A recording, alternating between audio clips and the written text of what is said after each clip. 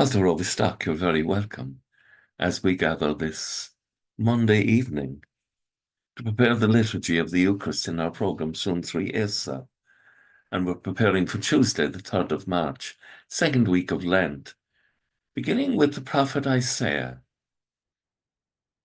And the command of the Lord for us is to cease to do evil, to learn to do good.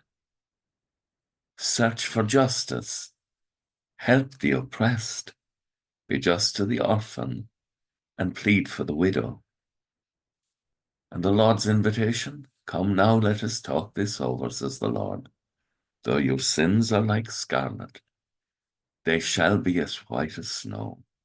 Though they are as red as crimson, they shall be like wool. If you are willing to obey, you shall eat the good things. If you persist in rebellion, the sword will eat you instead. So what the Lord puts before us is life and death. And we're asked to choose life with the Lord. And the psalm, the Lord is challenging us. How can you recite my commandments and take the words of the covenant on my lips and yet despise my law and throw my words to the winds? You cannot be virtuous unless you're paying attention to the Lord our God. And of course, then the Lord in the Gospel tomorrow, Matthew 23, his great denunciation of the hypocrisy of some of the religious leaders of his time, the Pharisees and the Sadducees, who were unjust and were living religion like one would put a cloak on, but it didn't go to the heart of their being. And so it was a pretense. And everything that people were doing like that was to attract other people's attention for praise.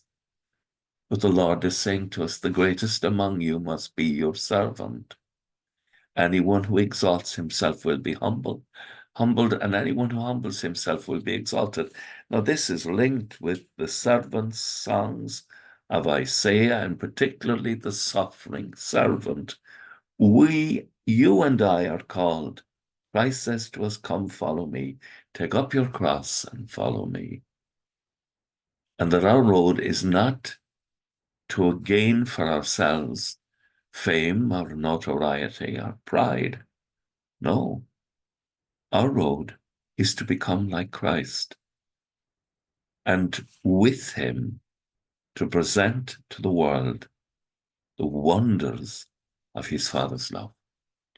With thoughts such as these, let us go to our beds and let us pray that we shall indeed awaken in the morning with the praise of God on our hearts and on our lips. Agus gemana dia le cóchtach shiv, ahormach agus spirit nave. Amen.